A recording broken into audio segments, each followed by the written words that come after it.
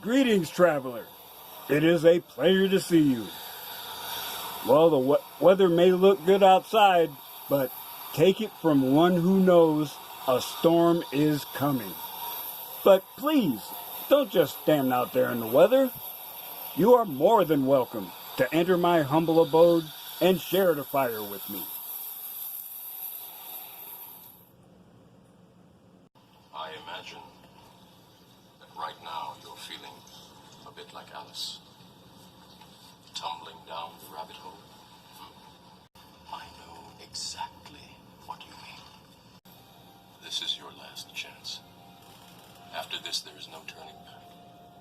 You take the blue pill, the story ends. You wake up in your bed and believe whatever you want. You take the red pill, you stay in Wonderland, and I show you how deep the rabbit hole goes.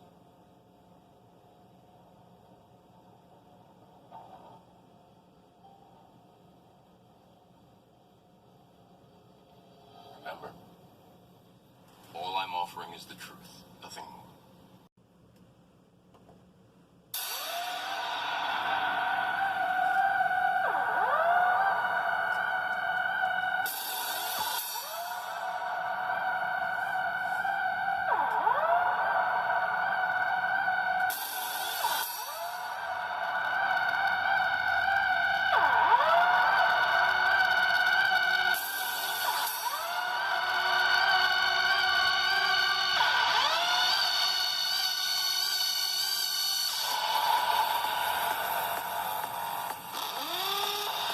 Well, traveler,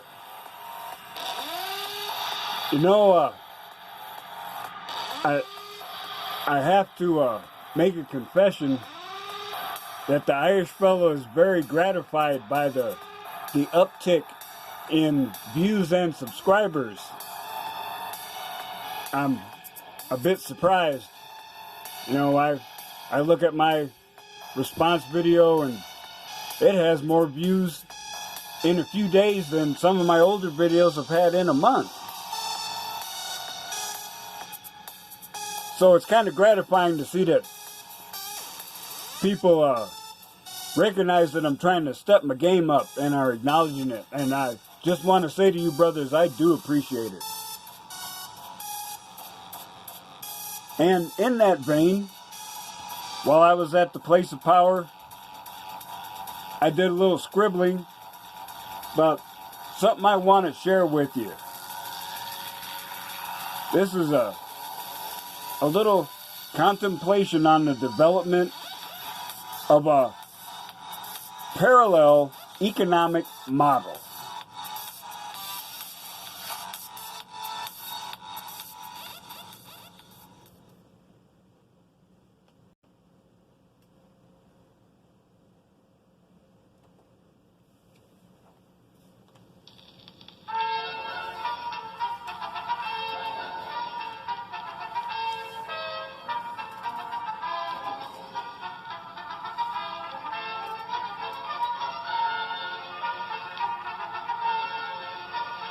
So, brothers,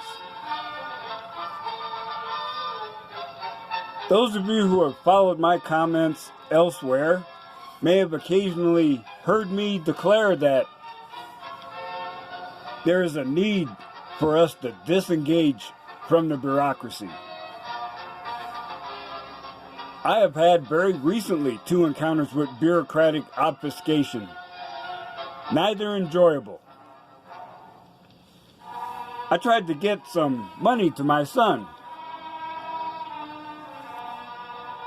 and he's having issues in New Mexico where he lives because he has neither a New Mexico driver's license nor a birth certificate. And it's like a catch-22. Without one document, he can't seem to get the other one, and neither bureaucracy seems to care. So, he says, okay, well, this will be easy. I'll give you my bank account number. You can go to Wells Fargo and just throw some gas money in my account. No problem. I go to the bank, and they refused to take my cash.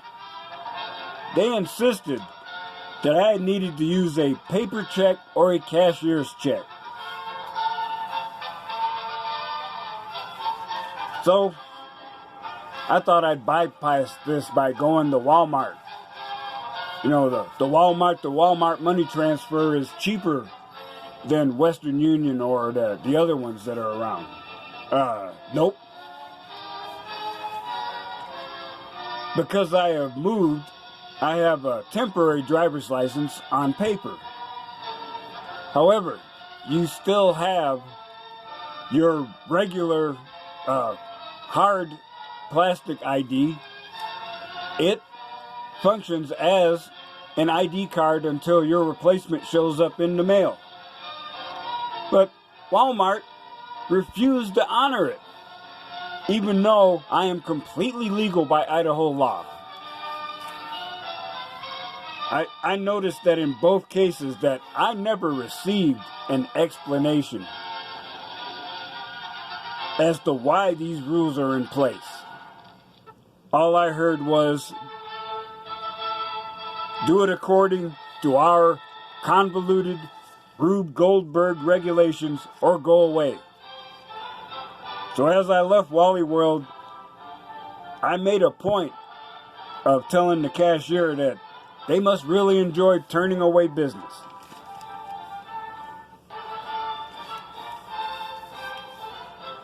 It is an unfortunate fact of life that levels of bureaucracy always increase.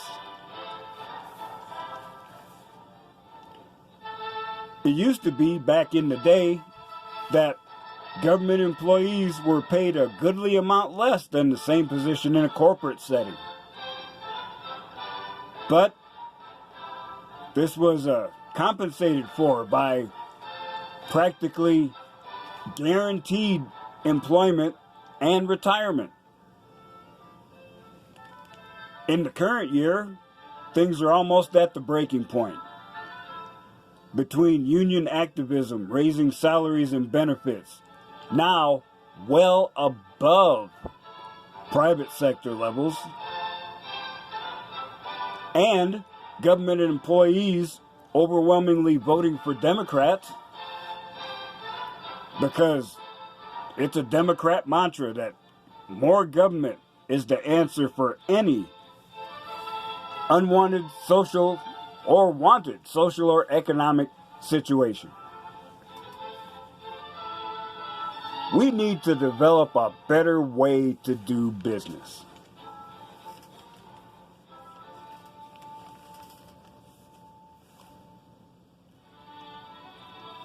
I've heard stories about two people who wanted to open restaurants.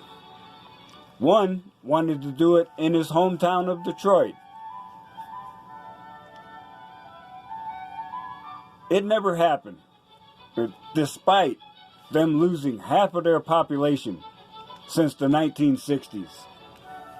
Bureaucracy is still so pervasive that it is virtually impossible to get a permit for legal operations. There are many people that are running underground kitchens and selling food from their own homes because they've tried and know it's pretty much impossible. The other was a man who retired and wanted to open a restaurant on the Navajo reservation.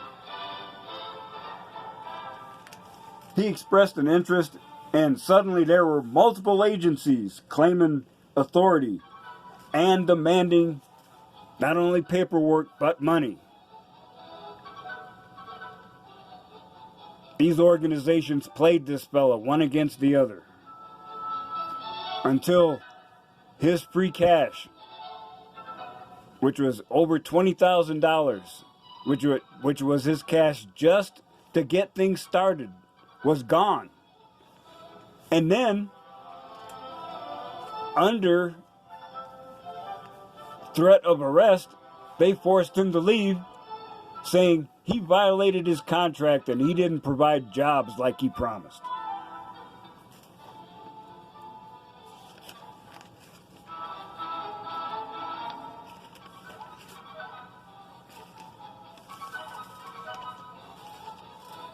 There is one other factor that, however, you have to consider.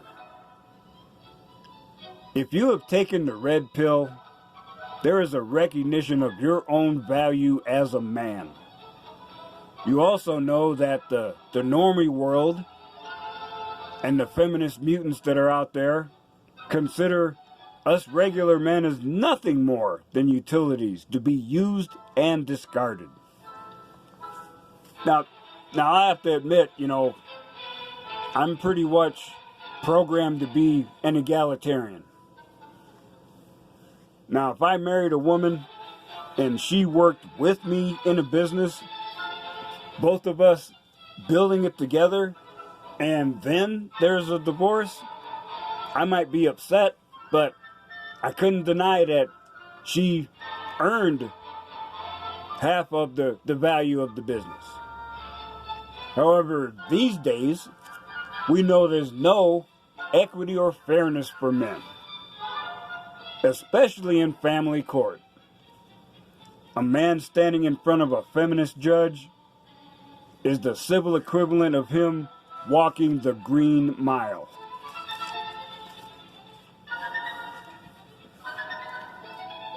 We also know that this corrupt, gynocentric culture panders to women with all sorts of goodies, which they gleefully accept and us men have to pay for. A recent study declared that women pay about 30% of the taxes, but consume 70% of the government services. Now, I am not going to run down to the courthouse and apply for a name change so you can call me Negro Domus. But I would bet even Ray Charles could see that the only way this financial house of cards can be sustained a little longer is to squeeze men for more money. You can see it's almost a sign of the future. I just had a vision of armed gangs of women accosting men and stealing their ready cash. Any resistance is met with a beatdown, and then the man is arrested for being a public nuisance, or maybe the Soviet Union favorite, hooliganism. We know bureaucracy is going to work hard. Those in power will use every tool to not only track every transaction, but to make sure they can steal their fair share before you can get yours. Whether you survive or not is unimportant. And it's all for the public good, of course. Therefore, I feel it is vital for us to act. We must do all we can to develop a hidden economy.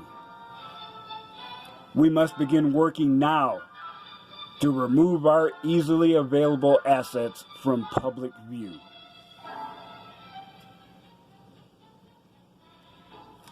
I had to jump out here to let you know I'm actively thinking about this situation, and I'm also putting out a call for help. With the combined power of this eclectic group of bona fide badass motherfuckers, we will survive and thrive.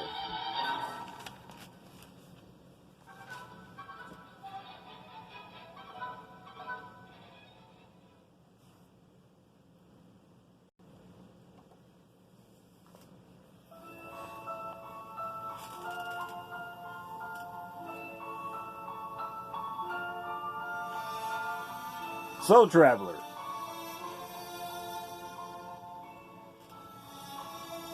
I wanted you to know that I have created a new room on the Discord server called the Red Pill Trading Post. And I wanted you to know why it was there and not freak out if you see no activity, because I'm just getting started. As we get more people invited in, I encourage you to share anyone you know who has a small business, who is red-pilled, and we can support. Let us do all we can to create our own separate parallel economy. Now, I don't know if it's going to be cash, if it's going to be barter or Bitcoin, whatever. Let's do whatever works. Because we know the gynocracy is going to make it harder and harder for men to do as I do and ghost in plain sight.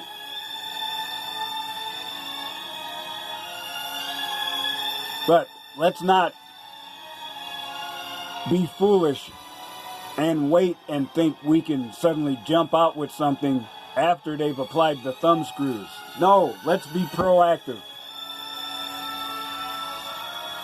I say we can and we will succeed at this.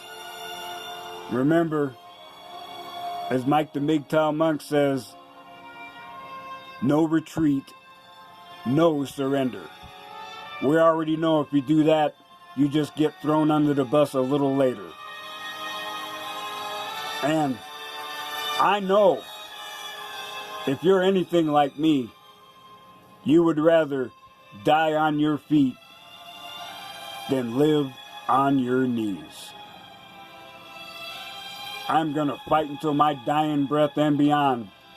And I call on my brothers in the Red Pill community to support me and support each other. Together, we will succeed.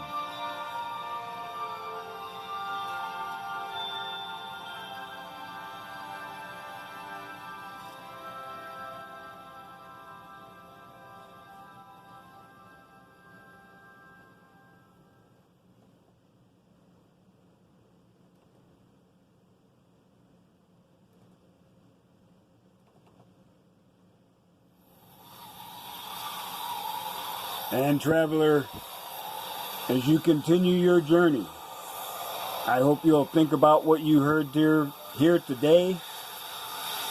And remember, I still say, some of the best days of your life haven't happened yet.